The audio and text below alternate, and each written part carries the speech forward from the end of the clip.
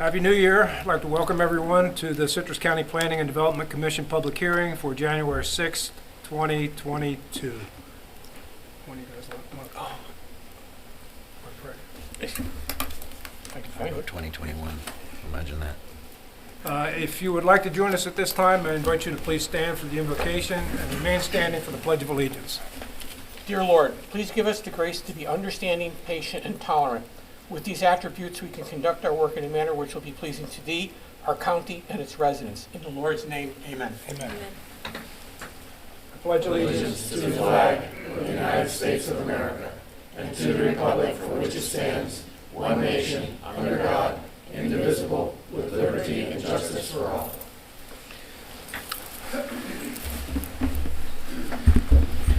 May we have a roll call, please? Yes, sir. Good morning. Good morning. We have the following Planning and Development Commission members present this morning. Michael Facemeyer, Chair. David Bramblett, First Vice Chair. Robert Bass, Second Vice Chair. Richard Barnes, James Royce, Kurt Stone, and Stacy Worthington. Thank you. If any person decides to appeal any decision made by the Commission with respect to any matter considered at this hearing, he or she will need a record of the proceedings. For such purpose, he or she may need to ensure that a verbatim record of the proceedings is made, which record would include testimony and evidence upon which the appeal is to be based. During the public input portion of the meeting, individuals will be given 3 minutes and representatives of an organization will be given 5. When anyone wishing to speak comes to the podium, please complete a yellow form, hand it to the recording secretary. Please print your name, address, and the number of the application for which you are speaking on the form. The yellow forms can be found at the podium by the door. If representing an organization, a letter of authorization must accompany the speaker. Comments will be limited to the topics being heard. Please state your name, spell your last name, and give your address for the tape record. At this point, I will open this meeting to the public for input. This is for input on any topic you choose. Specific applications will be heard later. Any public input? Seeing no one, I'll declare the public portion of the meeting closed. I will entertain a motion to approve minutes from November 18th, 2021. So moved. I have a motion. Second. I have a motion and a second. Are there corrections or additions?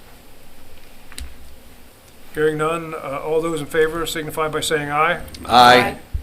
Opposed? Motion carries. It's unanimous. Staff announcements. Mike, anything? A couple items of note. As y'all know, we've been discussing at the commission level and with our administrator engineers looking at revising stormwater management criteria for waterfront properties, residential waterfront properties, as well as the setbacks. We had planned on having those discussions again with the county commission in February. Looks like it's going to be pushed off at least until the next month, till March, trying to get some stakeholders involved for the stormwater side. So engineering is carrying that ball at this point. We'll keep you all advised once those meetings continue moving forward.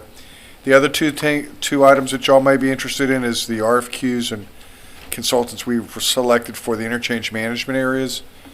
We've selected Wade Trim, and we've had our the scoping meeting, and they've given us the scope of work. We've accepted that, and now we're trying to schedule the kickoff meeting. That should happen sometime this month. And we've sat down with a scoping meeting with CHW, the second consultant for County Road 486, and they're developing a detailed scope right now. They've submitted that. Actually, they've submitted their detailed scope. They've not submitted a fee yet, and we're going over that, and it looks pretty good, and I should be letting them know sometime by the end of the week. Mike, how will those efforts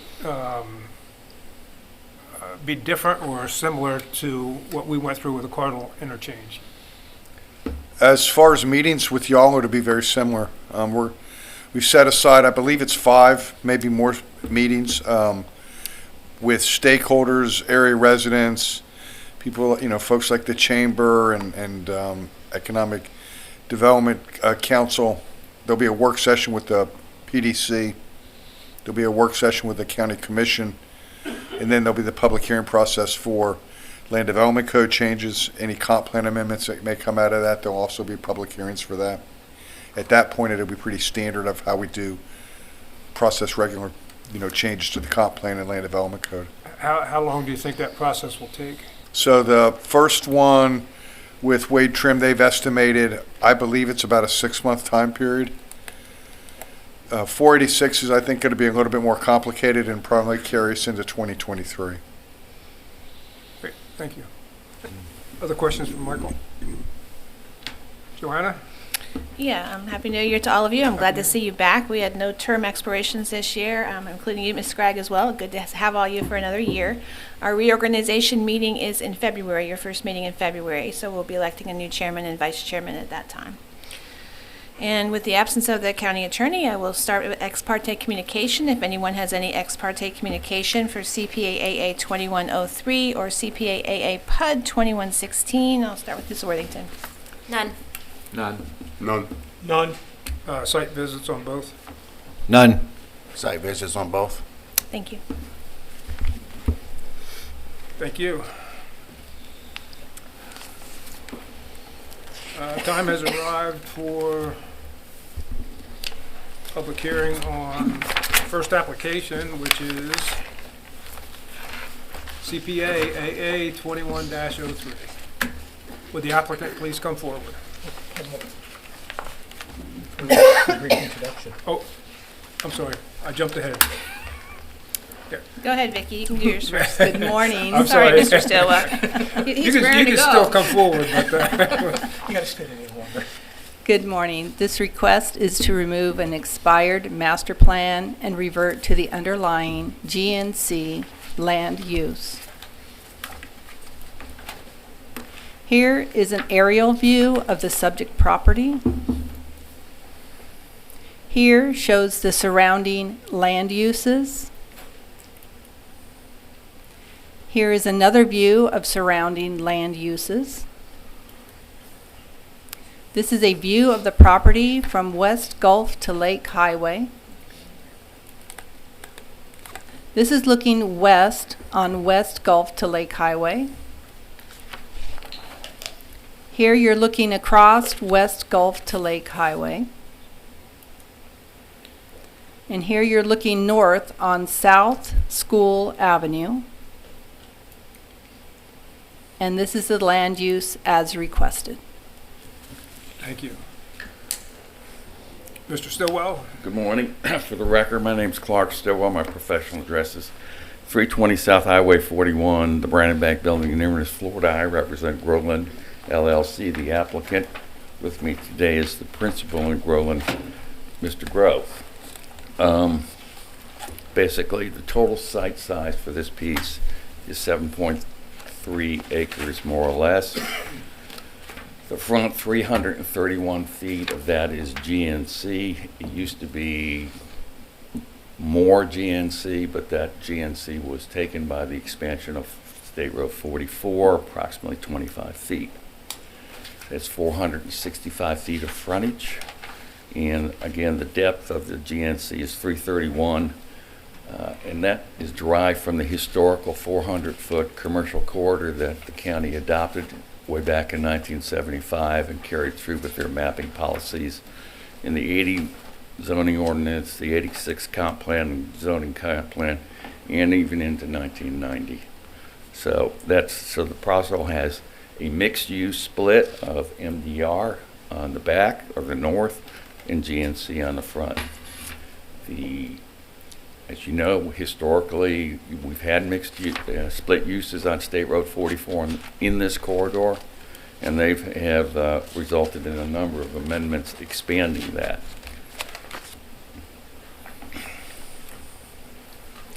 The site is heavily wooded, as indicated by the pictures, and the elevation is from the north to the south. The elevation changes 18 to 20 feet. There are no concurrency issues in this particular application. There's central water and sewer. It's not in the floodplain. The soils are good.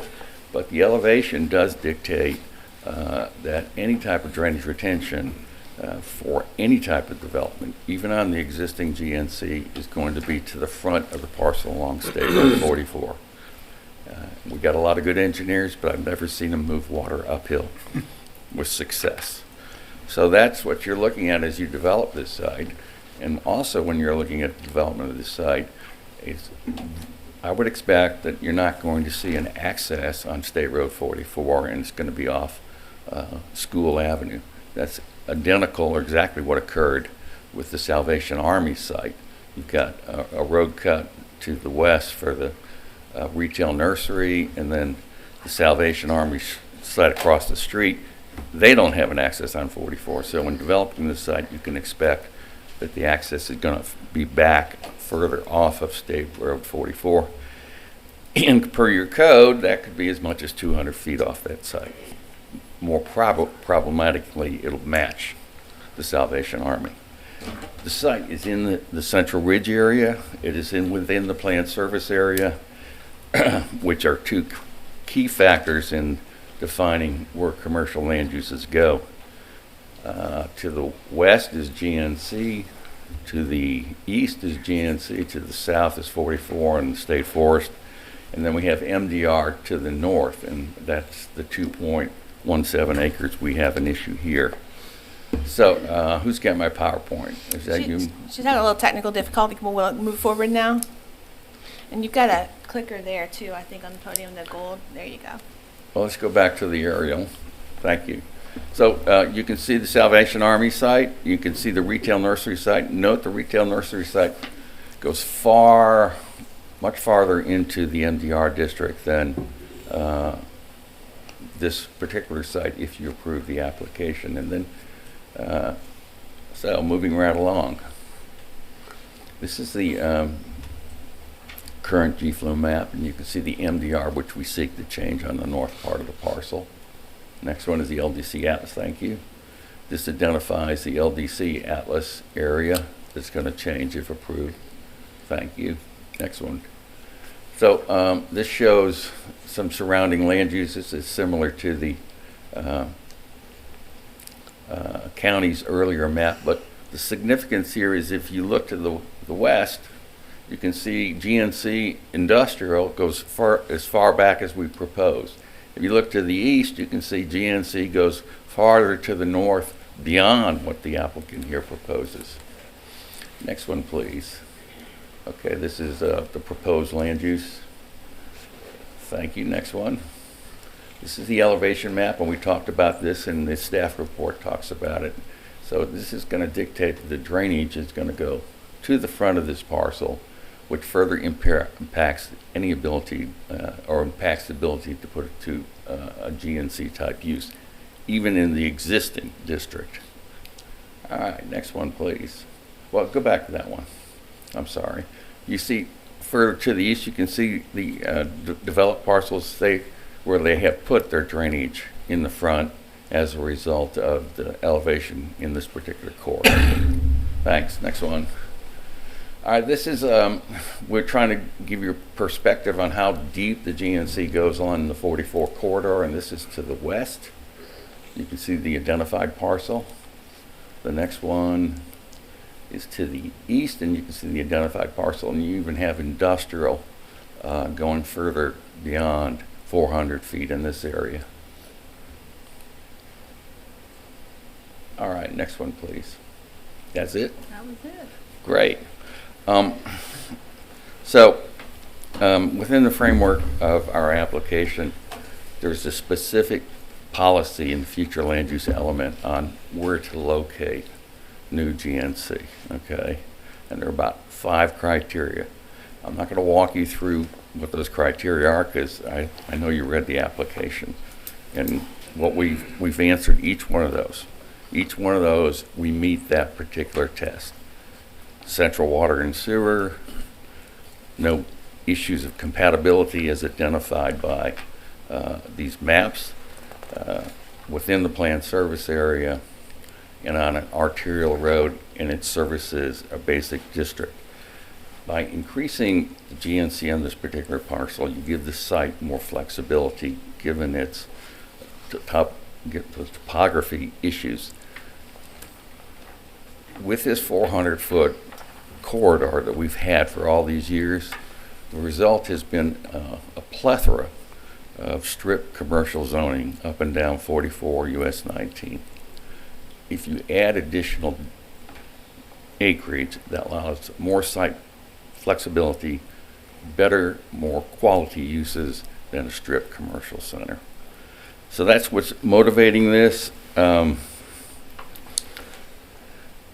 There is, I know, one letter that we received from the butter about value. We received it just before the cutoff date, so we couldn't submit anything in response to that. I asked Mr. Grow to do some research, and he's going to speak to that.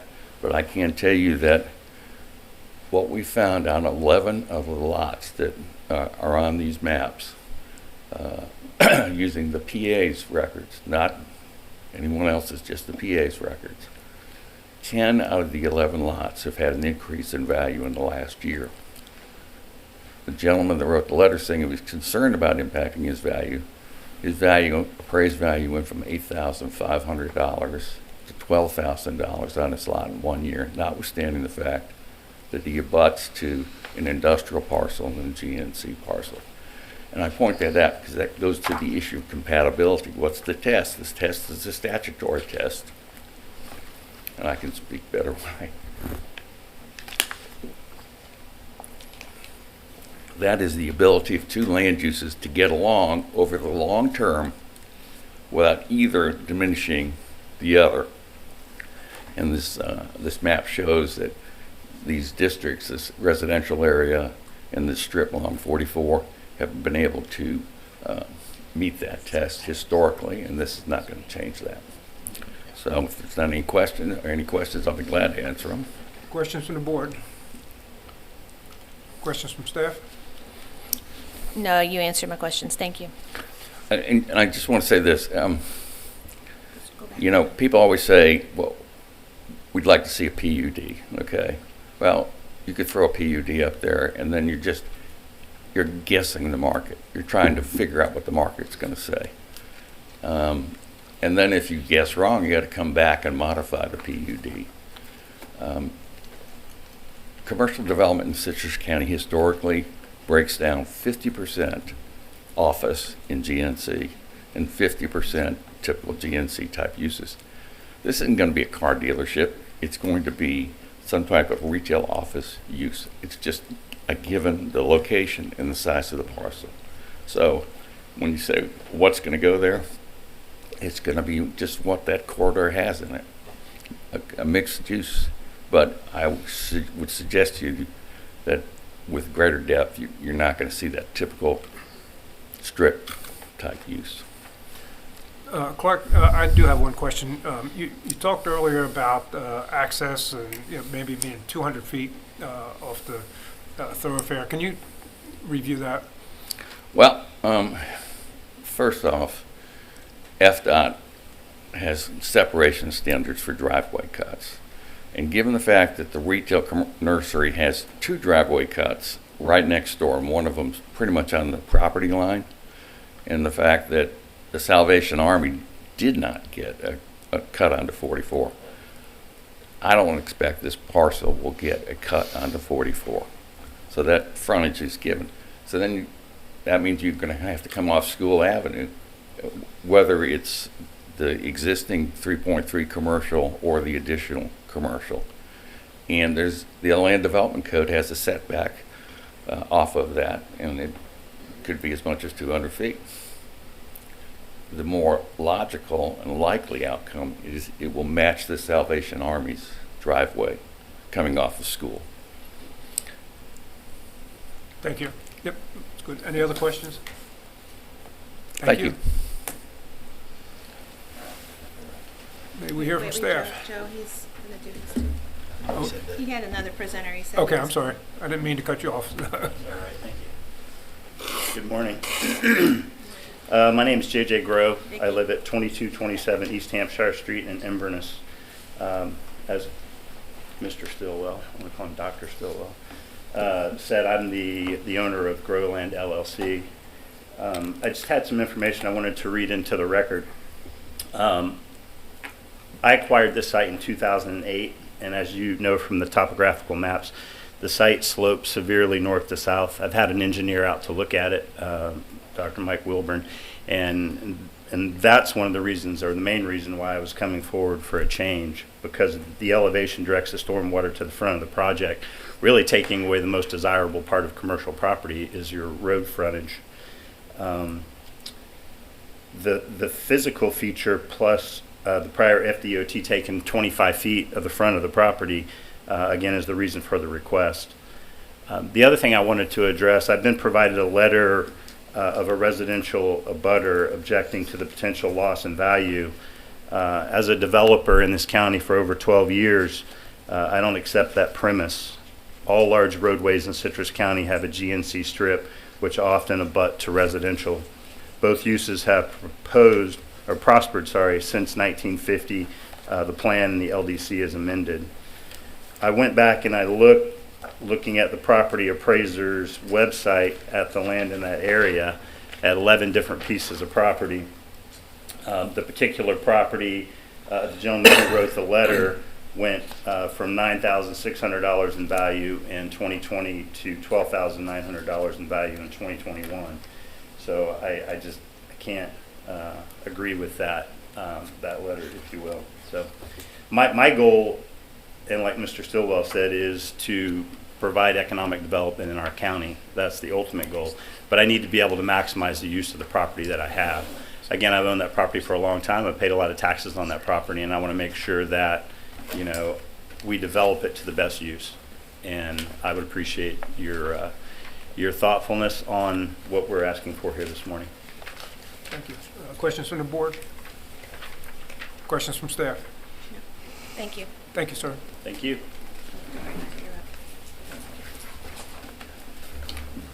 Now we'll hear from staff.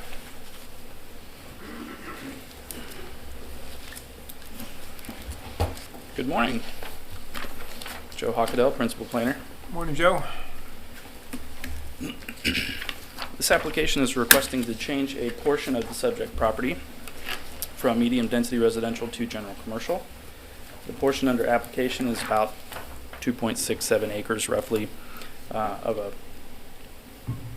the entire property there. A majority of it is already zoned general commercial. It is on the corner of State Road 44 and School Avenue, as you can see there. This is the Land Development Code Atlas. There are existing non-residential uses to the east and west of the subject property. Here's the one to the east, and this is the development across School Avenue to the west. So it is located in a predominantly commercial corridor. However, there is existing single family located directly to the north of the subject property. The applicant has not proposed any specific use for the property. As they've stated, they have not submitted any kind of plan unit development for this, so it is just a straight land use change. It is located in our planned service area, and it does have access to central water and sewer. And as you can see, the depth that they're proposing is pretty consistent with that corridor. However, staff does have concern with the intensity with the adjacent residential without having any kind of plan unit development. And so the request does appear to be compatible with the surrounding area. It will have to meet any development criteria. All the non-residential development standards will have to be met at time of permitting for whatever does come onto this property. However, a plan unit development would further mitigate or reduce impacts to the adjacent residential. And since it's, like I said, land use change only, we have no conditions. Thank you. Questions from the board? Thank you, Joe. We have no questions. Officially, do you have any questions? Does the applicant have any questions? No, thank you. Okay. At this point, I will open this hearing to the public for input. Anyone who wishes to speak in favor of this application, please come forward. Anyone in favor? Seeing no one, I will ask anyone opposed to this application to please come forward.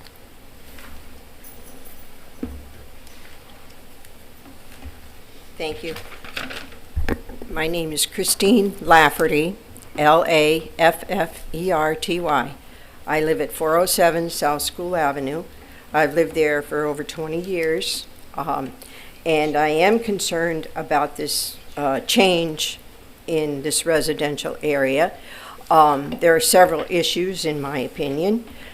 First off, with the 44 and turning onto School Avenue, I'm not sure if you're familiar with the access onto school off in 44. It's very dangerous. There has been several accidents there. There is no turn lane there for school, and it seems, I'm very nervous, I'm sorry. No, take your time, relax. It's, in my opinion, it's like these commercial properties are encroaching on the residential areas. School Avenue it's a country setting. Most of the properties are 5 acres, and we have gone through several commercial, from Pennington Cabinets to the Salvation Army, to the Garden Center, to the Recycle Center. It's been quite a disaster in some respects. The traffic is unbelievable. You try to get from school out onto 44 or onto school from 44. There really needs to be a turn lane. It's very dangerous there.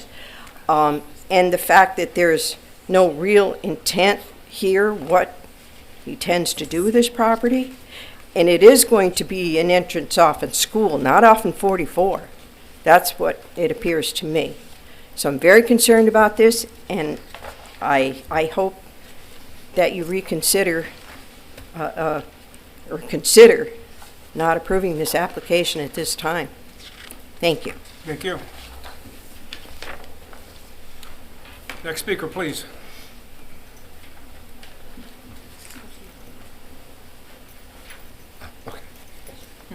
My name's Andy Dillersberger. This is my wife, Jackie. We live right behind the property in question. We live at 585 South School Avenue. So we've got a couple of concerns that we'd like to voice. Was Ms. Lottery? Lafferty. Lafferty. She raised some questions regarding there not being a turning lane there. Certainly that has been a big problem. The Salvation Army has increased the traffic into South School Avenue. There's a lot of traffic flowing through South School Avenue. It is riddled with potholes. I see there being a big problem with this road in its current condition, and the fact, of course, that there's no turning lane, and it's, of course, dangerous to pull in and out of there. I pull in there every day. I have to watch my back. I get angry drivers at me because all I'm trying to do is turn into my road. And so that is certainly, I see that as a big problem. Having an access off of South School is not very conducive in its current condition with no turning lane.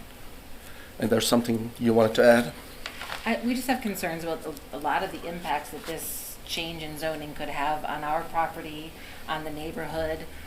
It's meant to be a rural neighborhood, where you can have chickens and goats, and that's why we purchased the property 2 years ago. It was a family property before that, so actually, it's been in my husband's family for 20 years. And we have the intent to be able to have animals on our property. We already have the garden center behind us zoned GNC, and now another whole side of our property is going to be, possibly zoned GNC. So you're surrounding us, other than one side, with commercial properties. And with all respect to Mr. Stillwell, I think that will affect our property value because we're going to have commercial on two full sides of our property. Traffic, I think, is a huge concern. We've spoken to our other neighbors in the area. Obviously, they're not here today, but they also have concerns, especially with property and the road, and the condition of School Avenue is not good. Although that property has central water and sewer, ours does not. Is this commercial property going to affect our well and our septic systems? It very well could. We just think that there should be a buffer. There's a lot of animals on that property currently. We see deer, we see tortoises, we see fox. It is It's a thoroughfare. a thoroughfare for the animals over to the Withlacoochee Forest. You know, you're going to be taking that away. I just think there's a lot of impacts by taking this whole property and turning it to commercial. Thank you. Thank you. Anyone else who would like to voice their opinion for or against this application? Anyone else? Seeing no one, I will close the public portion of this hearing and return the discussion back to the board for And further discussion and possible Mr. action. Chair, Mr. Stillwell might have some rebuttal. I'm sorry. It's all right. We are keeping you on track. We today. are. You're doing, and you're all doing a darn good It's job. January and we You're all know doing a it. darn good job. You take a little time off, how much you forget, right? Yeah. Your little holiday, you know, you lose, you gotta get retrained. My only comment is, it may historically have been a rural area, but it's MDR. MDR allows up to 8 units per acre. Okay, even the 2.67 acres we're talking about, up to 8 units per acre. And additionally, as Joe's report points out, there are 4 or 5 authorized commercial uses in MDR already. So when we're talking about increasing intensity, you have to keep that in perspective from a land use authorized uses. The only other thing I would say is there will be a buffer, and depending on the use, it's either going to be 15 or 25 feet, and depending on the use, it's either going to be a wall or not a wall. And the access off school is a given. That's just a given, whether it gets developed at 3.38 acres of commercial and 2.6 acres of MDR or not. I can't change that, and it's just what FDOT is going to say, and they're going to say no. And then and as far as by allowing additional acreage, yes, you're going to get some additional square footage, but then you're going to get the big box standards of the Land Development Code that applies to that additional acreage, which means facade, design, landscaping in the parking lot. You know those details. You've seen them. So thank you very much. Thank you, sir. Now we'll bring it back to the board for discussion.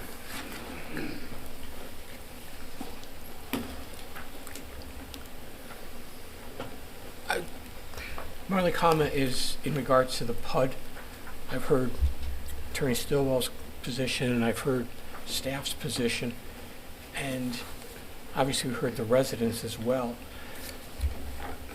I think that this parcel needs to have the commercial activity on it, but I do think that the PUD would be a good idea to provide additional safeguards for the adjacent residents. I'm kind of struggling whether or not to approve this or not, only because there's no PUD, but that's just my own view on this. That's all I have to say. Thank you. Other comments? I've never really been in favor of a blanket land use change. This one is a little bit, I guess, less contentious just because of the fact of all the other surrounding commercial. I don't like the fact that we can just take a property from MDR that does already allow some commercial uses with a conditional use that has to come in front of us. We have a little bit more control over what happens. There's a residential neighbor, adjacent neighbor, and in my opinion, I'm just kind of looking out for that residential neighbor, so I'm not in favor of this application. Other comments?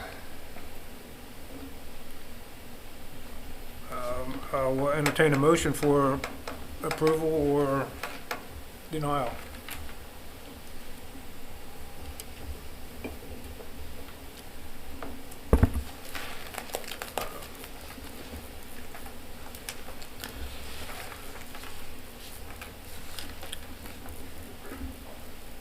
The Planning and Development Commission finds application number CPA AA-21-03 inconsistent with the Citrus County Comprehensive Plan and Citrus County Land Development Code, and that this board recommends denial of the application to the Board of County Commissioners based upon the evidence and testimony presented and the staff report and conclusions regarding this petition.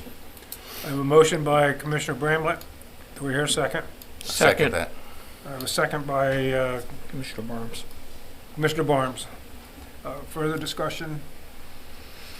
All those in favor signify by saying aye. Aye. Opposed? No. Nay? No. I've got 1, 2, 3 noes. I think you only have 2 no's. 1, 2, 3. Roy's and Worthington? Roy's, Worthington, and Facemeyer. Oh, I'm sorry. Yeah. So the motion carries on a split vote. And Mr. Chair, this application is set for agenda for the County Commissioners on February 22nd at 5:05 PM. Thank you.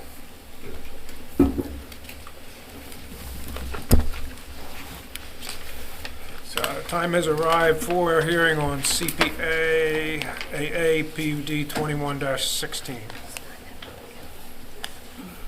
Yes, this is an application for a land use change and a new planned unit development. The vacant site lies on the southeast corner of North Page Avenue and County Road 486 in the Hernando area. The application would change approximately 2.2 acres from LDRMH to GNC and add a PUD for mini warehouse and open storage use. This is looking south on North Page Avenue with the application site on the left. This is looking north on North Page Avenue towards County Road 486. This view is looking west on West Citrus Springs Boulevard towards the middle school. The site is on the left. That is the wrong slide. Ignore this slide. I was about to say, we're over here on. Yeah, we're suddenly on Citrus Springs, and Oh. okay. That one somehow ended up in there by mistake, so we'll ignore that one. And this one. Well, actually, that was okay. Those last two were okay. Go ahead. So this is looking east on Back in- County Road back in Hernando. 486 with the application site on the right. This is the view west on County Road 486 from North Page Avenue. And this is the site plan submitted by the applicant. Thank you. Would the applicant please come forward? You have my name and address, so I'm not going to repeat it. And the applicant is Affordable Storage of Citrus Hills. They are the owner of a facility that is to the east of this existing facility, and it is full. So they desire to expand. Let's go to the start of the power. Well, first off, let's just talk about what we're doing here. It's a small-scale map amendment, 2.2 acres on the south part of the property, 630 feet across and 150 feet in depth. The PUD is on 8.05 acres. The whole site is for a mini warehouse and open storage. You can see the site plan there with the entrance point and the drainage retention area and the buffer to the south. Current land use is split between GNC and low-density residential. The split is a result of what we just talked about 15 minutes ago in the historical 400-foot commercial corridor. The frontage is on 486, a major collector, 636 feet of frontage.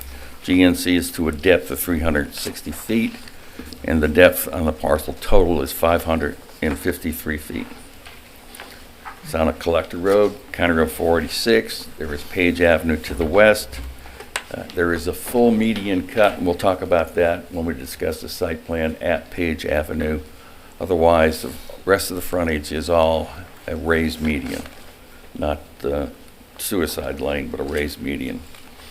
Land uses to the east, west, and north are GNC, and the south is low-density residential with mobile homes.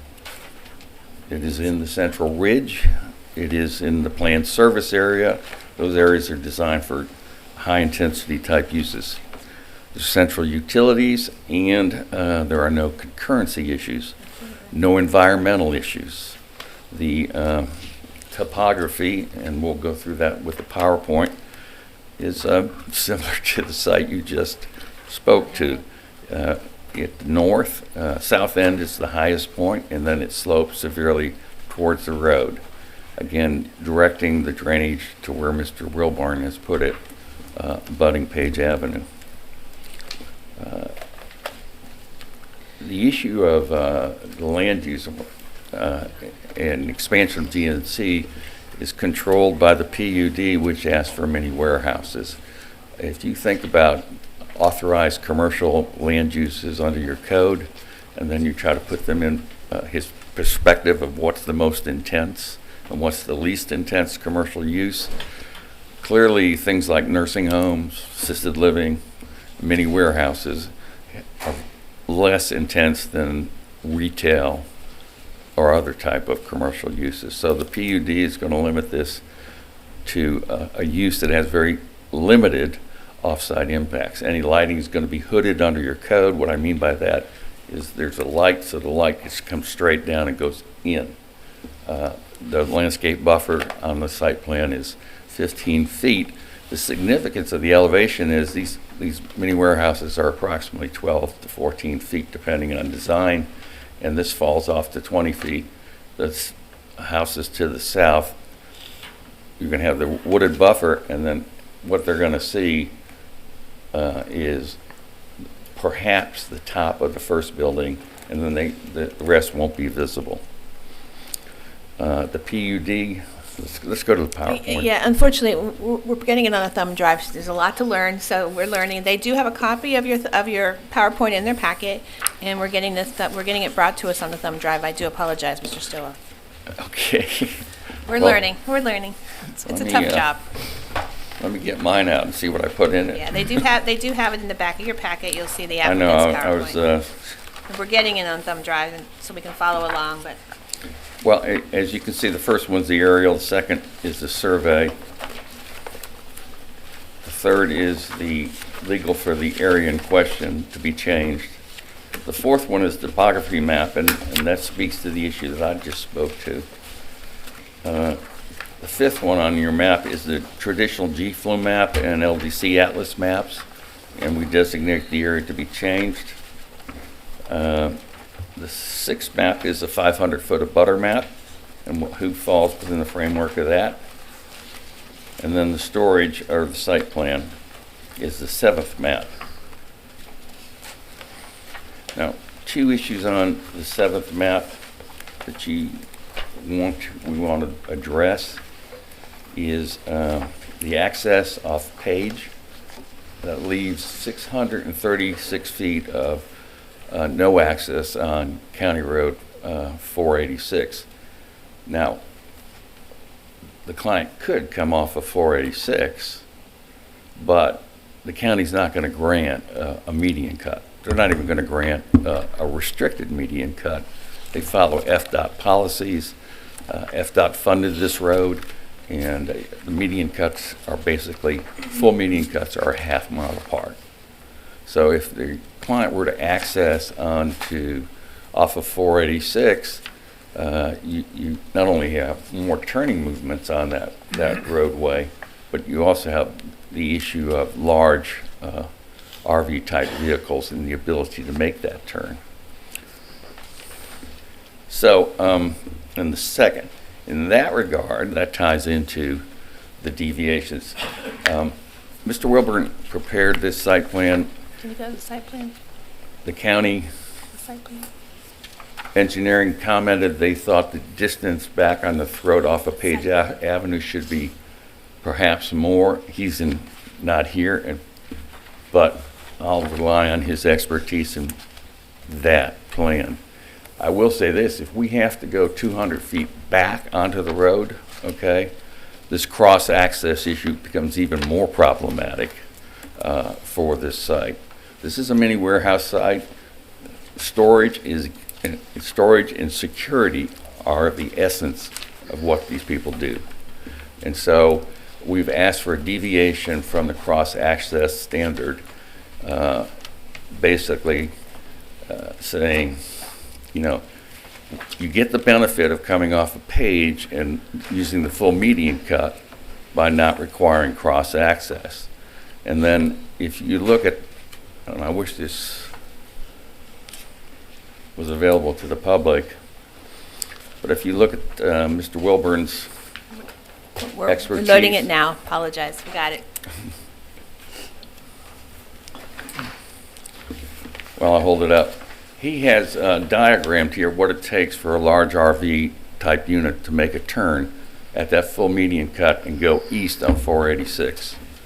And from that drawing, you can see they can't make that turn like you and I could make it in our other vehicle. They just have to stop halfway through, back up, and then turn around. So that's the reason we put the access off a page. But if you put the access off a page, then you have to have a cross-access easement that's 650 feet long, which is a substantial impact. And frankly, I don't think provides the benefit that having the access off a page does. So that's the second deviation that we request.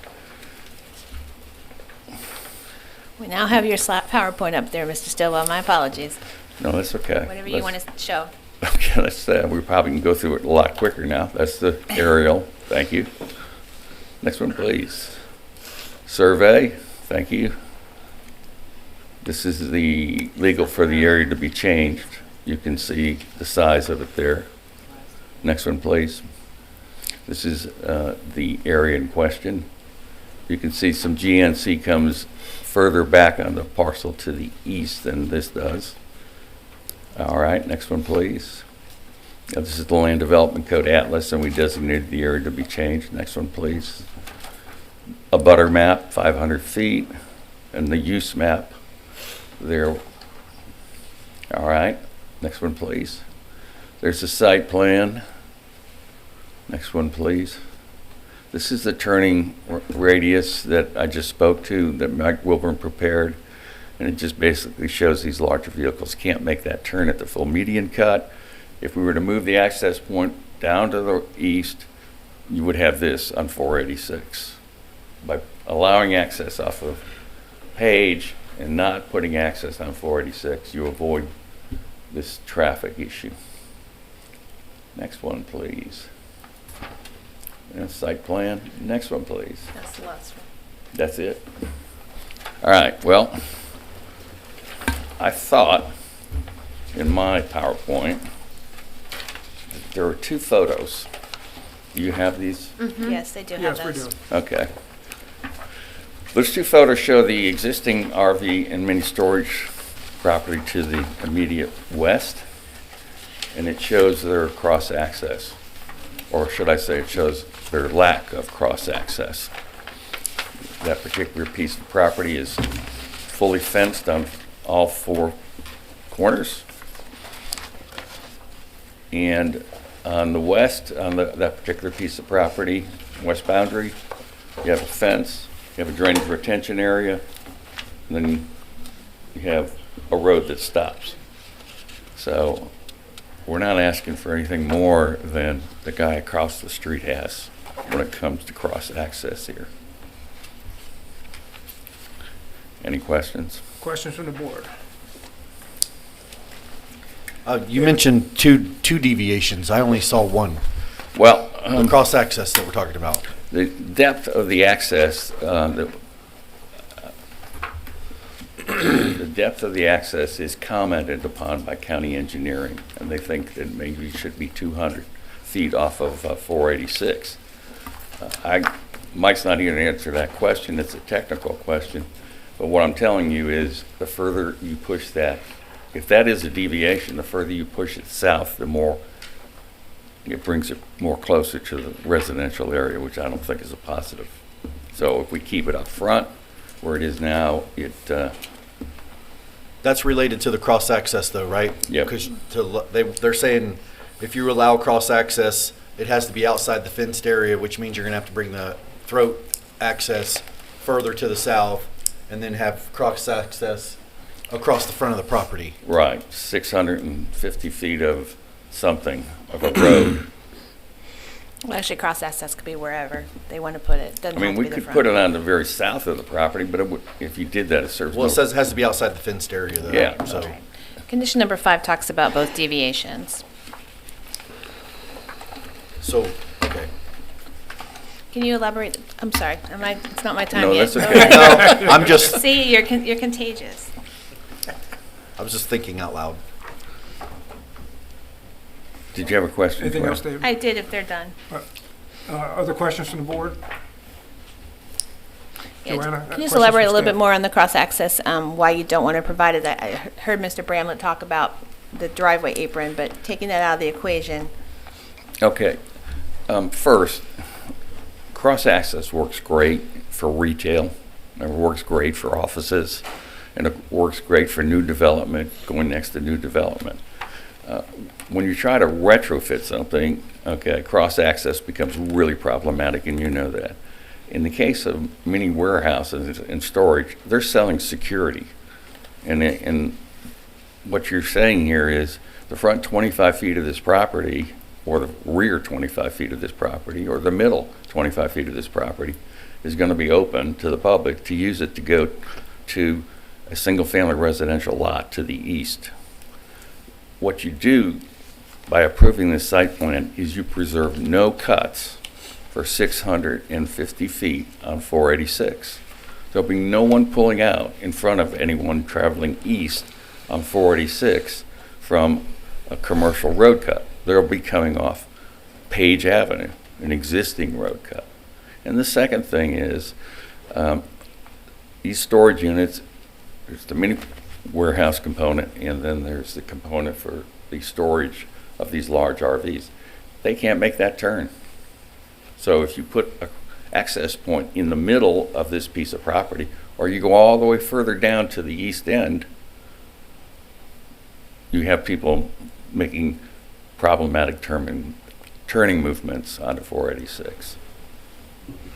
And I think they're trying to address the parcel to the east, which may not have access on 486, but if they do get it, it would also serve your site as so we won't have more additional accesses on 486. Well, it would be great to go to the piece next door and say, hey, we'll put our driveway here and we'll have a joint driveway. That's not the real world. It's just not the real world. These people don't believe in shared access, and I understand that. Okay, I get it.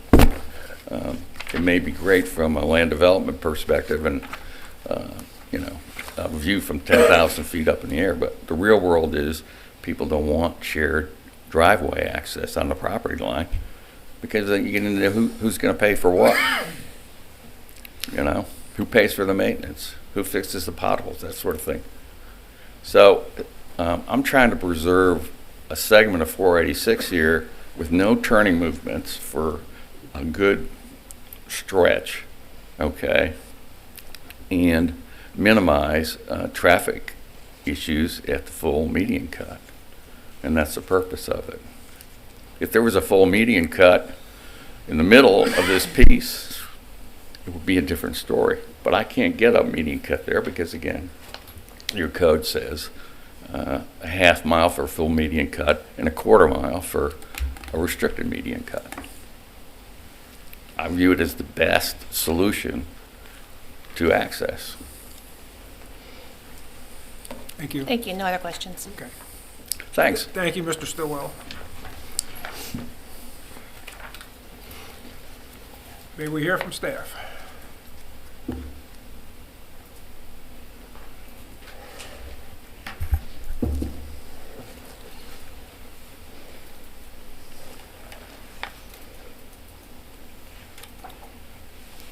Give her a second. There we go. This is an application to change approximately 2.2 acres from low-density residential to general commercial, and also to add a PUD. So as Mr. Stillwell pointed out, part of it is general commercial, actually the majority of it, and there is a section of low-density residential with mobile homes allowed that is being proposed to change. With the PUD would be over the entire property, and then the LDR-MH area outline there would go to commercial with this application. That's about 2.2 acres there. This is one of the residences lying directly behind this site. If you look on the aerial, and I don't know if I put it in this PowerPoint, but there is a residential road back there. They are zoned for low-density residential, as I just talked about. So Pamela Court, this house right here is right on the corner of that.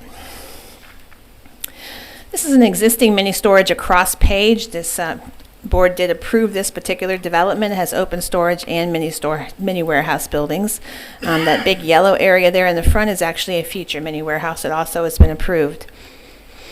And this is the rear of that particular application. They did not extend the general commercial all the way back to that rear roadway. They kept an area of residential, have a buffer, and then a drainage area, and then another buffer.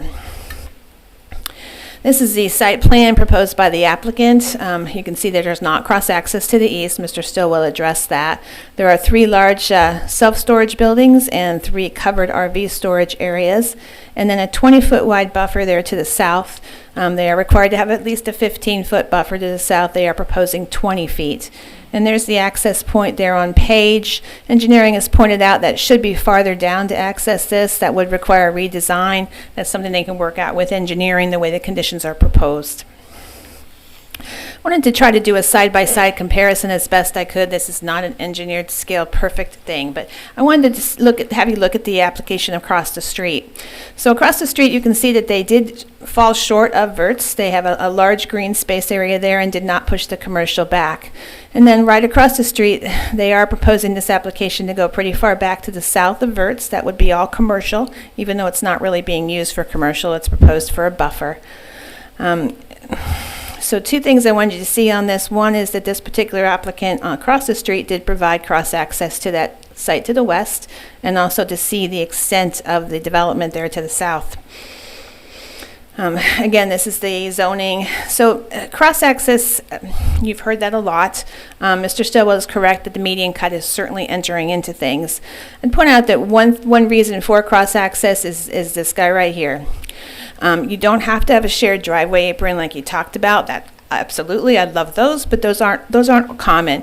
What you could do is have the cross access like the mini warehouse did to the west, and then they would both share wherever engineering decides that they can come out on 486. It might be here, it might be down here, but you would be able to do this and not have all these driveways coming off of 486. That's the reason for the cross-access, is the in and out.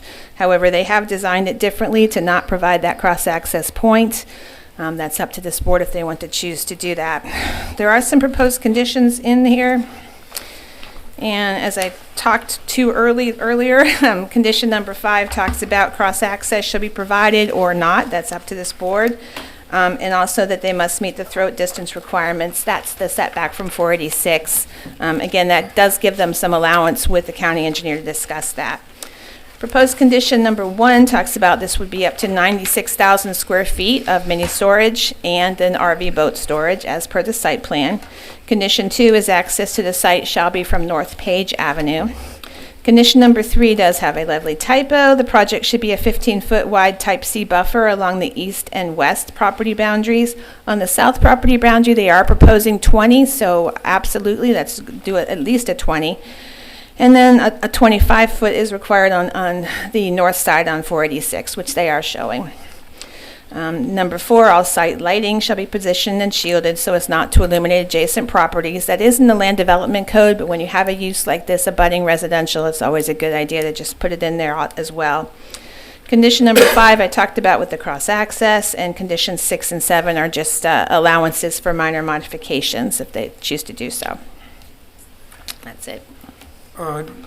Joanna, I'm confused about this issue of cross-access. Can you go over that one more time? Yeah, and I didn't bring an engineering representative here because I know we've had a lot of discussions about that, and I am not an engineer, so I'm not going to pretend to be otherwise. No, just but high level. The idea of the cross-access is to not have driveways coming in and out, in and out, in and out along a roadway. I understand. So in this particular site, the mini warehouse across the street didn't want to do it either, but they did it. And so what you can do is when somebody develops over here next to them, which is also commercial, they've got a nice cut on 486, so they can come in that way and not have an additional driveway there. Makes sense. In this particular application, they're not even getting a cut on 486, so that was Mr. Stillwell's argument, is we shouldn't have to do it then. The development next door is going to develop. We know that. So are they going to also get it? Are they going to get an apron on 46? They might, and that would actually serve as clients so that they can come in a way, have a kind of a cross through outside of their fence. However, they might not, and so they need a way to get there too. And that's why cross-access would come into play. If we've shut that door down, those particular people only have a choice to go to the other side. So it's tough. It's tough to try to incorporate stuff where people don't want to, they want their own driveway and their own development. But it is doable, as you can see across the street. Hang on, can I talk about that one thing while I have this thought? Right. I'm just trying to like think through, because this application mostly boils down to this cross-access issue. Can you put that map back up, please? So what we're talking about with cross-access is not having a bunch of cuts on the 486 or any major arterial road, which definitely makes sense. Correct. We have Page Avenue, where they're saying, okay, let's have the access at Page Avenue. And they could ask for the cut to be on 486 and it would be approved within so many feet away from Page Avenue. What is the distance on that? Right. Engineering Division says in their comments that they would approve 230 feet. However, From Page?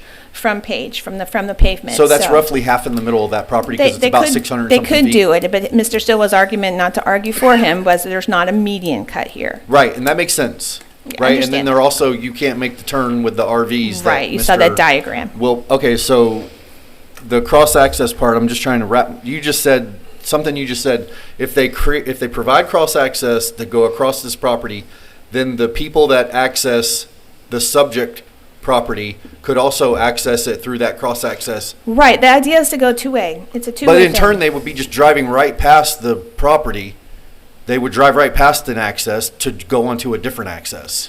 Well, they have to get to it, and I'm not talking about It's this. a one-way street there, though. It's right. It's only one way. No, it's a two-way. Well, it's two-way without a median cut. They would have to come. People going. Oh, okay, you're talking practically going about west turns. have to go and turn around at the median cut, and they're just going to come right on the Page Avenue and get in. You're talking People practically that are on going turns. east, Right. they're not going to drive past Page Avenue and then go to this cross-access cut a little bit further down the road just to come in a little bit further to the east, right? Is that?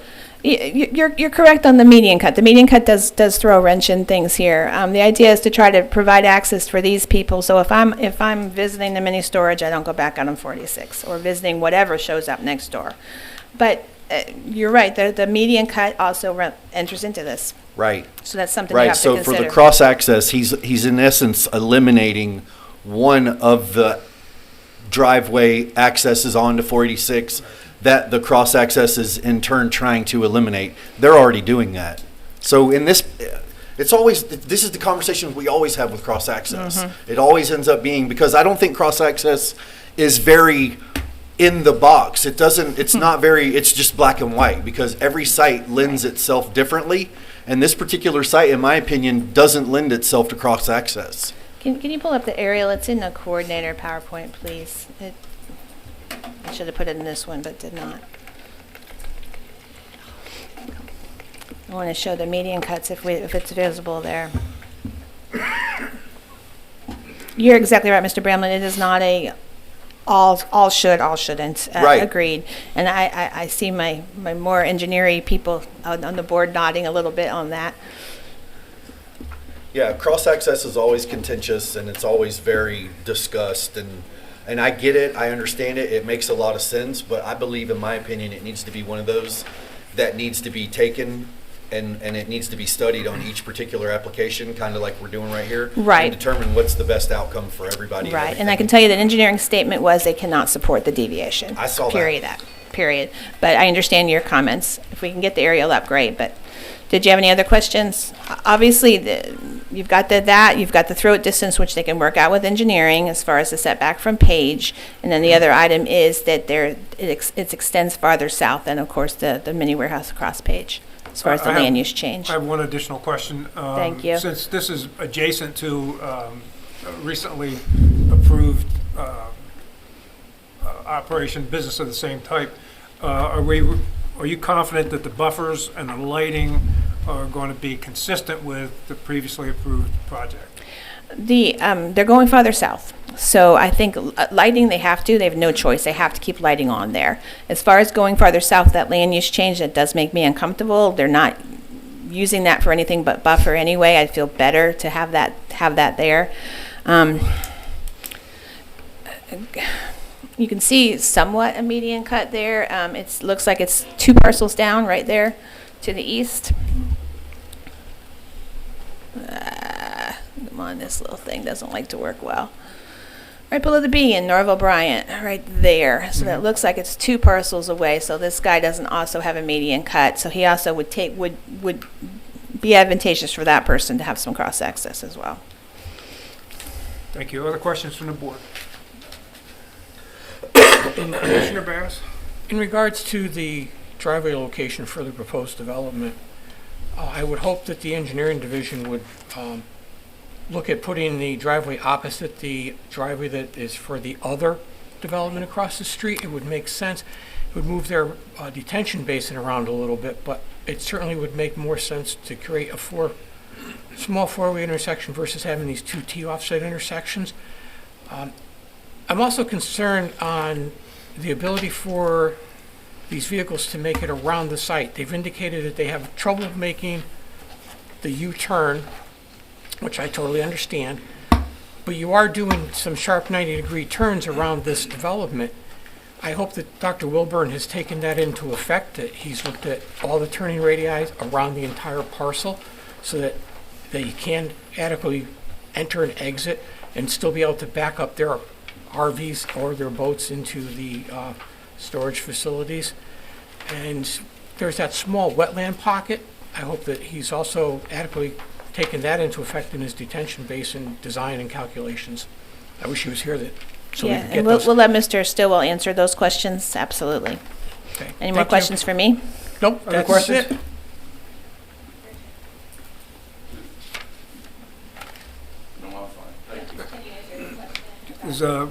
Does the applicant have questions for staff? No, but you want me to address Mr. Bass's question? If you'd like, yes.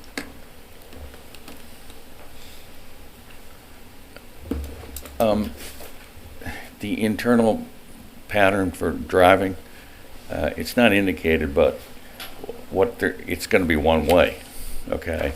And they put the open storage on the outside and the other storage on the inside so that you're going to come in, and if you're in one of these vehicles or got a boat, you're going to turn right and keep that.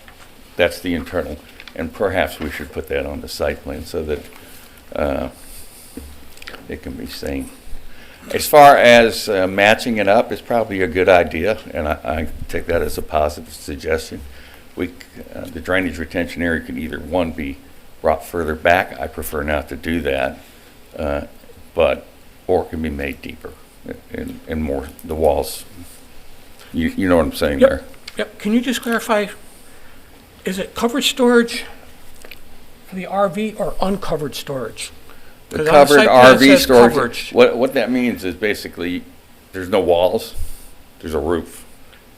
Okay, so each person has like a parking spot. Right. Okay, so again, I just bring up that concern of him being able to make a turn because he could have some of his posts that are holding up his roof be in his way. So I'm just trying to bring this up so that we don't have an issue down the road for your designer and that it doesn't work to the best advantage of your applicant. And I have made a comment already to Mr. Wilburn about that, and we thank you. Thank you. I just want to point out one thing in response to the staff's. You know, the people next door, they got cross-access on paper, but they got a fence, okay? 100%. And they got a drainage retention area where the cross-access is. So when you say they provided cross-access, yeah, they provided it on paper. When they built it, they didn't provide it.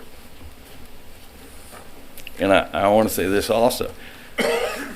My client's not going to scarify this site like they did next door. They're not going to cut every tree down like they did next door. Thanks. Thank you. At this time, I will open this hearing to the public for input.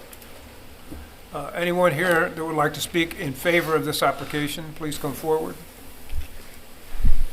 Anyone in favor?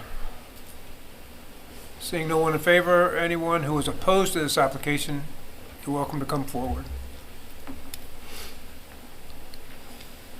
Good morning. Good morning. My name is Vaughn Laro, L-A-R-O. And I am the very first residential bordering this property. Matter of fact, you had the picture of my place up there on the screen. I got a couple of things. One thing, what's going to be the security around this place? I have a 4-foot chain link fence that borders properties, which, if there's no security around this place whatsoever, anybody can have access to my place. And right now, I mean, we have absolutely no crime in the area. We very seldom ever see the police because it is so quiet. And that was one of the reasons we bought our place, to retire. And I want to know what the security's going to be. Yeah, they may leave a buffer of trees, but that's not going to stop anybody that goes into the property. One of the other things that I've been listening to is about their access. You try to come eastbound on Norval Bryant with a large RV, you're not going to make the turn onto North Page. That is a thin road and a thin entrance. And I think that's one of the reasons that Hilltop put the big entrance on 486, is so they can access it. But my big thing is the security of our homes and our privacy. I haven't heard anything about security around the place, it being fenced in, nothing.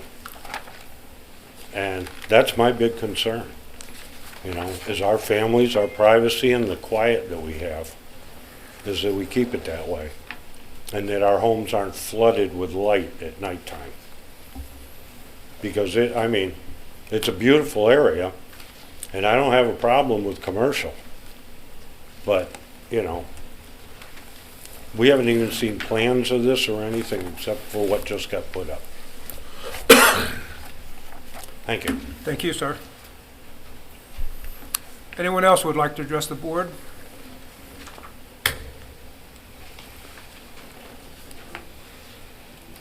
Okay, my name's Michael Bowers. It's B as in boy, O-W-E-R-S. I'm at 1980 East Verts Road. That's the short road right behind the existing facility. Now, I'm more concerned about what's going to be done because of what's happened with the existing one. Basically, it's a matter, like you said, you got that cross through, but it drops off like 12, 15 feet where they stop the driveway. So how they're going to have that work out, I don't know. The other thing too is you've got that big buffer, but they've got security lighting that lights up my yard so I can see at night when it's dark out. It's unshielded. They've got bright lights on the back of the building shining into my house. It's very bright there. The other thing too is, like what has been said elsewise, is the idea of the security area, and the fact is that if they're going to have RV storage there, you know, they're going to have to limit the size of the units they bring in. I mean, I lived in an RV for 18 years. I've had a 42-footer. You need a lot of room to move those buggers, you know, because you're talking 42 foot plus, you know, 20 foot of rig. So, you know, you got a semi-trailer. You're not going to get a semi-trailer down page and into what they have shown and around it. So they're going to have to limit them to smaller RVs or boats. So I just want to make sure those issues are addressed so that we don't end up with a second disaster. So that's my concerns. Thank you, sir. Thank you. Anyone else would like to address the board?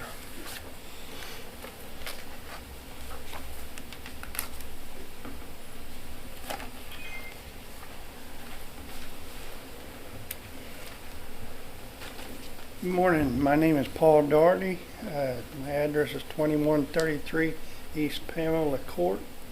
I live down at the very end of Pamela Court. I've lived there for 4.5 years. And we moved up here. That was the first thing I looked at, or one of the first things, was to make sure I wasn't butted up to commercial property back there. And it's hard to tell on the diagrams there just exactly how much 20 foot is, but it's not very much, I tell you that. Everybody's having a problem with access to this thing. Is this property really suitable for many stories there?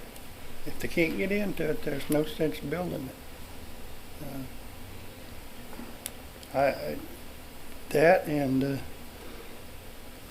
the lighting on the other one, if they put the lights up like they did over there, it's going to be just like this last gentleman, the one that lives across the street over there.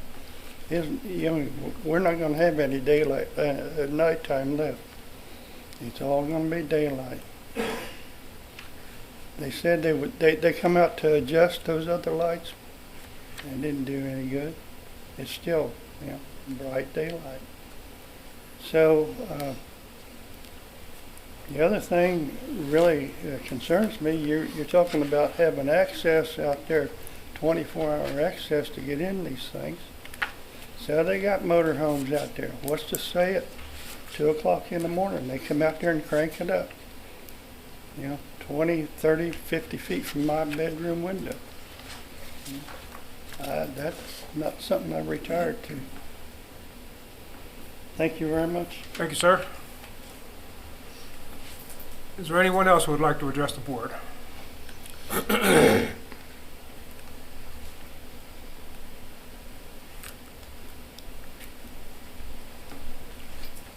Hello, Morning. Pamela Witt, W-I-T-T. I live at 2092 East Pamela Court, which is across the street. It will not be abutting my property, but as everyone has said, the turn in there on Page is very tight.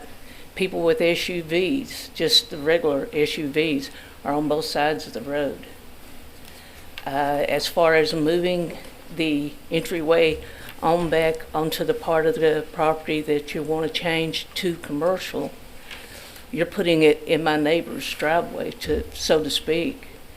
And if it's indeed going to be built, it should be secure. I would love to see it not cut all the trees on the back, because none of us moved there to look at that. I moved to the Nature Coast to live on the Nature Coast. And a little over a year ago, I bought my house. And that was one of the first things I looked for, low density. Because I didn't want everything right on top of me. I really don't want to look at it, neither do my neighbors. And as far as turning in off Page, if you do allow it, why can they not take some of their property, if it's going to be a must that they turn in off of there, move it up towards the front and just slant through their property and make a bigger, longer entryway, and do a little bit of changes to that instead of, just ruining everything there and pushing it all back on the neighborhood that really didn't want it in the first place. Thank you. Thank you. Is there anyone else who would like to address the board? Mr. Stillwell, would you like to offer a rebuttal? Well, I'll offer some comments.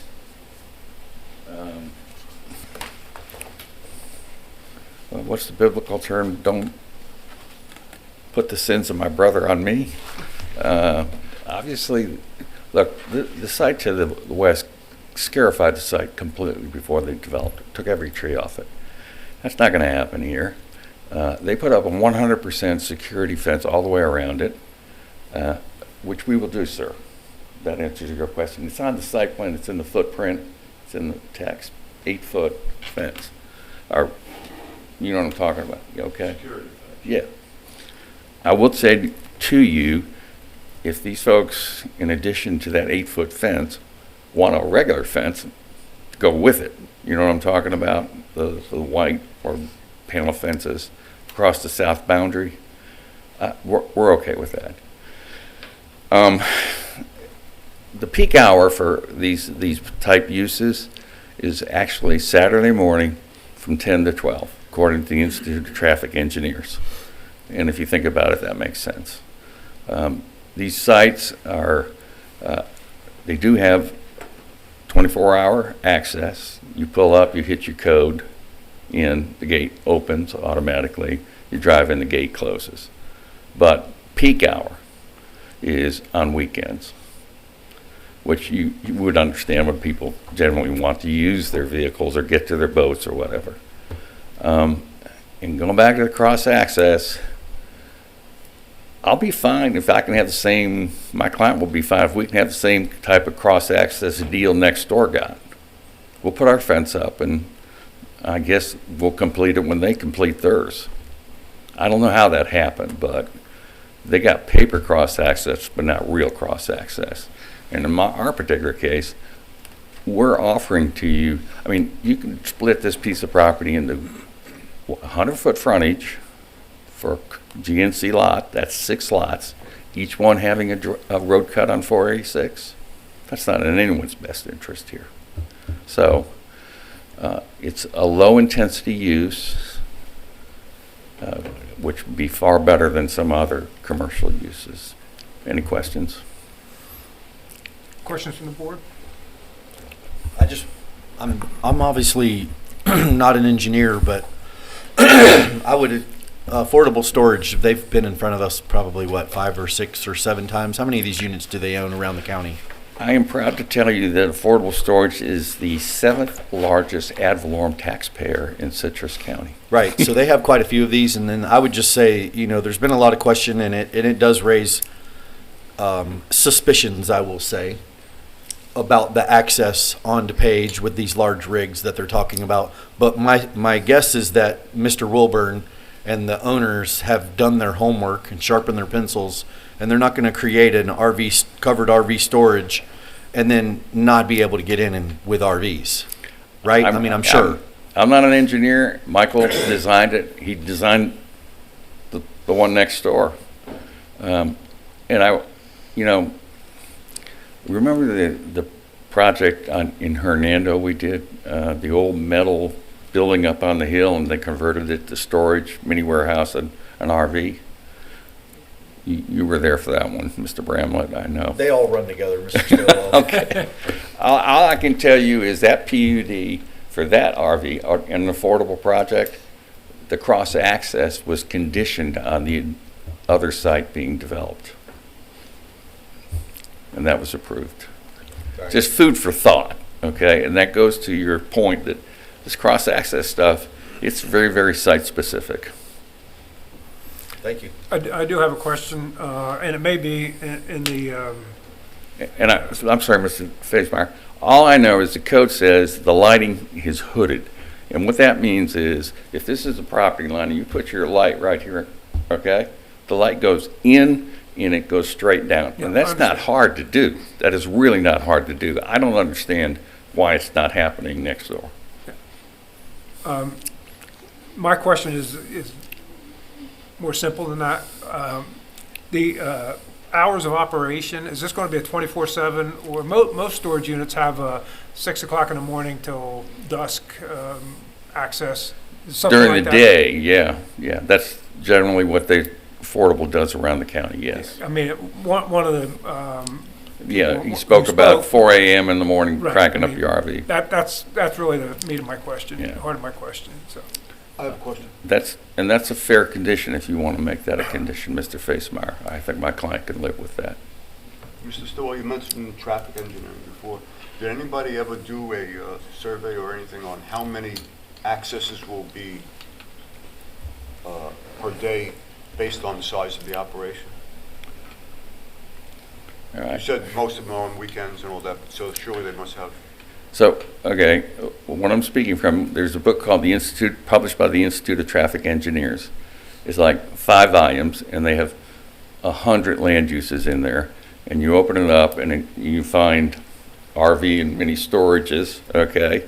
And you go to that chapter, and it will tell you that they've done 35 or 50 or 100. If it's the McDonald's, it'll tell you they've done 500 studies, okay? Traffic studies, and based on those studies, they'll give you a graph, and it'll show you average daily trips, and then it'll show you peak hour trips.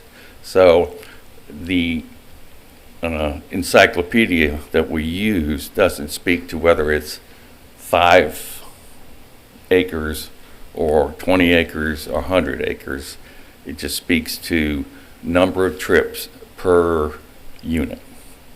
Okay, so, okay, that's, and I thought I put those figures in the application text somewhere. Okay, but the peak hour is 6 units per hour, if I remember right. So this is not going to be like a Starbucks drive-through. No, no. That's when I say to you, if you look at the matrix of commercial uses, okay, this is one of the least intense as far as traffic that's in that matrix. Nursing homes are the same way, okay, versus Starbucks. I mean, if you're looking at intensity of traffic, Starbucks, McDonald's up here, nursing homes, RVs down here. Thank you. I have a question. Sorry. Oh. Just one more, please. Cross-access was the biggest concern for me on this application, and while I agree with comments made by Mr. Bramlett, Ms. Coutu said something, and I'm wondering if you could speak to that. The property to the east would be disadvantaged without the cross-access due to the median cuts on 486. Do you disagree with her?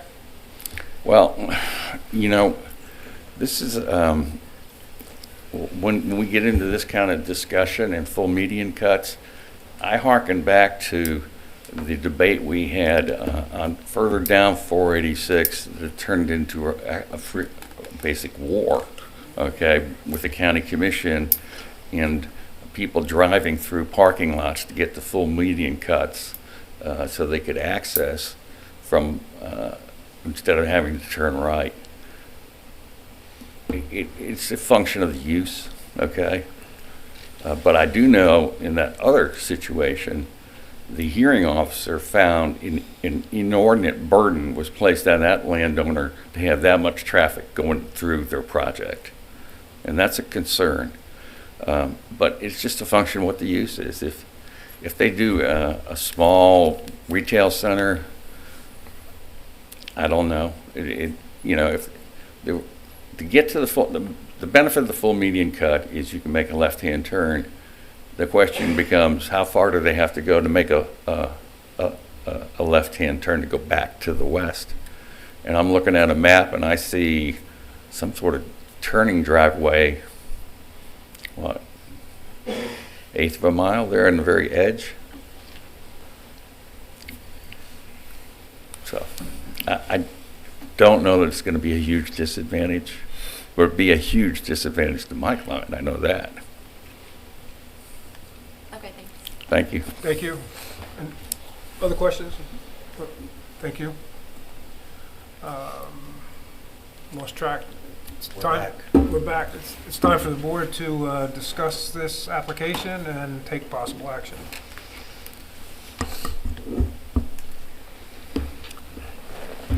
So I just want to hear from some of you guys that are a little smarter than I am with your opinion on the cross-access deal.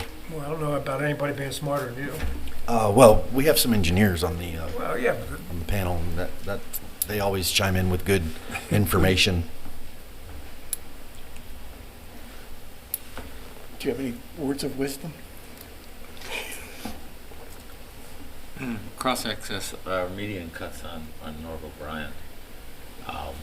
There's many properties where you can't make a left-hand turn into them. It's very convenient if you can do that, but it's not unheard of for somebody to have to go down the block and make a U-turn to get access into a piece of property. So I don't know as our consideration should weigh too much on the property to the east. You'll have to deal with whatever it is if this property is developed, whether it's or the property next to them. And like I said, it's not unheard of to have to make a U-turn. It's like not convenient, but that's the way life is. And in bigger cities, you have that problem all the time.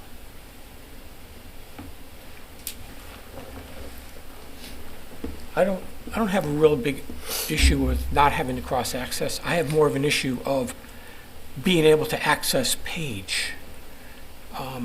Page is narrow based on the information that we have, and the gentleman is correct that when you are hauling a trailer, especially if you got a fifth wheel, you're talking some good length, and trying to get in and out of Page and get in and out of the complex. I think that is more important to focus on than whether we have cross-access to the next parcel. As Kurt just said, certainly wherever you go, you do have to sometimes take a right, travel, and go around a half a block to get back. So I don't think it's a real bad thing if we don't have the cross-access. I'd be more concerned with just being able to get into this parcel safely down Page and be able to make the right turn in and the right turn out of Page. So cross-access isn't the end all here. I do like the offer by Attorney Stillwell as far as restricting the hours of operations. I think that that is something that we should look at.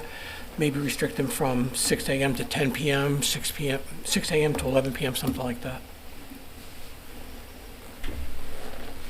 Mr. Stillwell also mentioned the other unit that they came in front of us with the condition that the cross-access be conditioned on the development of an adjacent property. I don't know if that kind of alleviates. And then as far as Page Avenue, I'm guessing if they build it, they will come. And then if the big rigs don't fit, then they just don't go.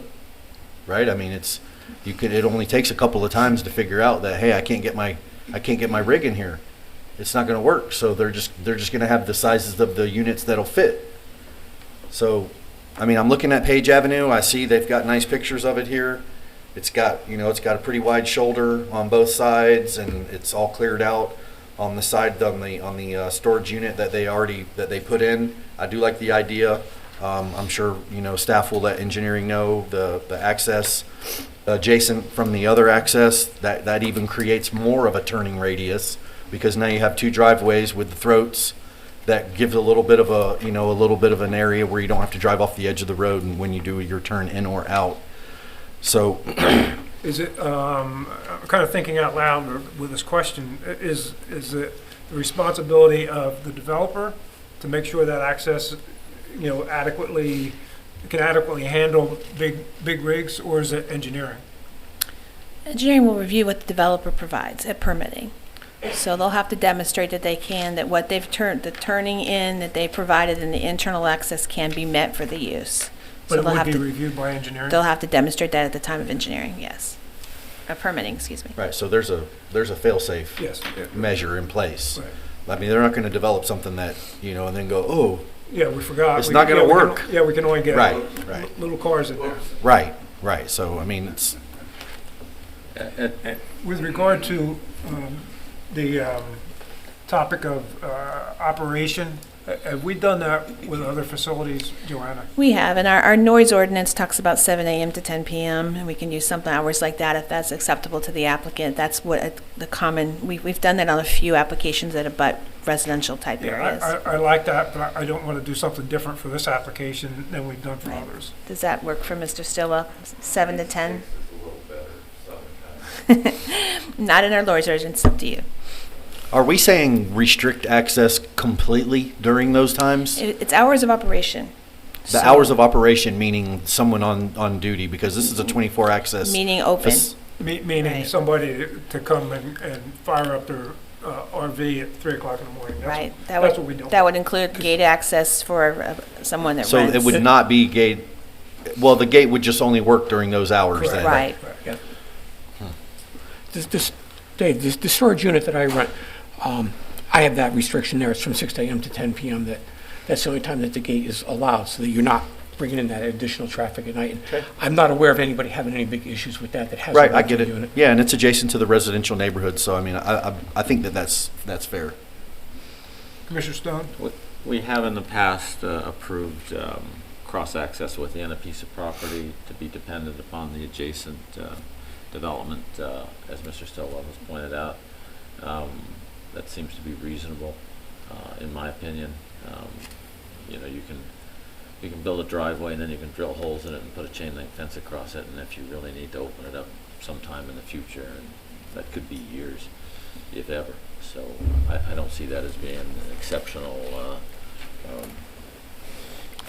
favor to the applicant.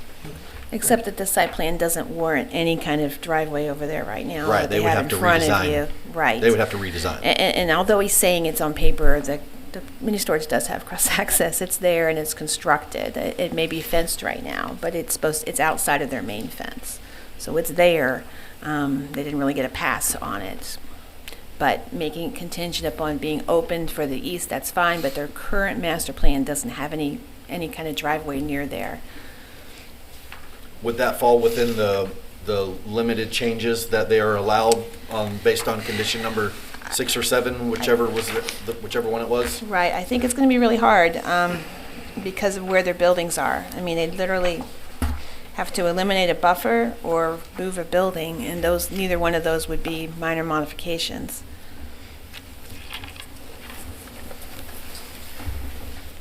Okay. I'll just say, based on the discussion that we've had, I no longer think this deviation of cross-access is a big deal, and I'm okay with it. I agree. For the purpose of a motion.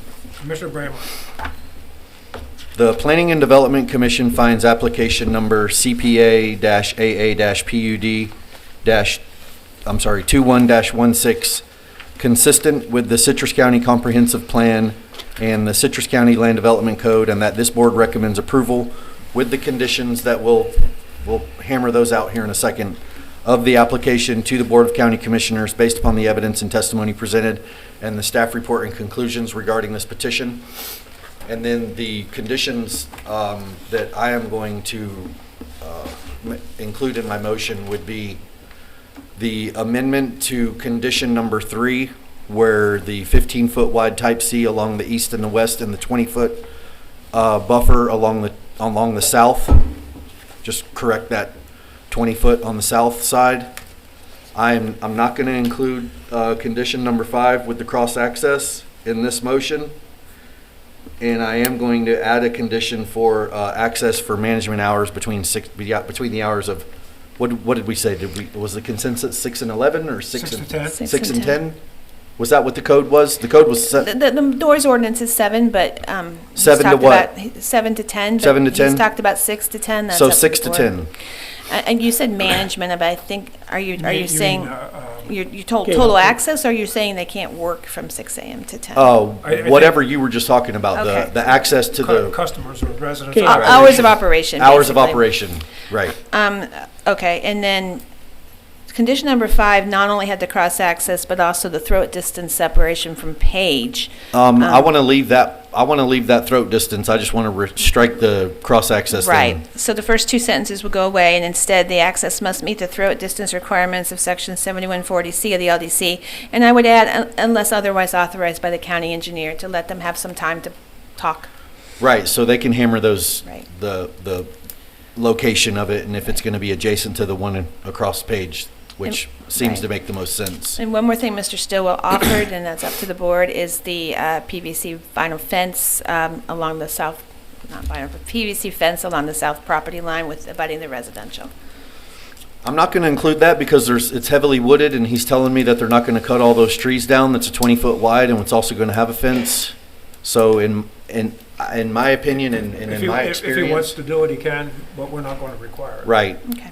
The 20-foot wide with that much trees, in my experience and looking at it, a fence, it's much nicer to look at those trees as the buffer as opposed to just having a white vinyl fence that then needs to be maintained and gets moldy and needs bleached and cleaned and becomes an eyesore, I think. Are you going to keep the trees on the 20-foot buffer?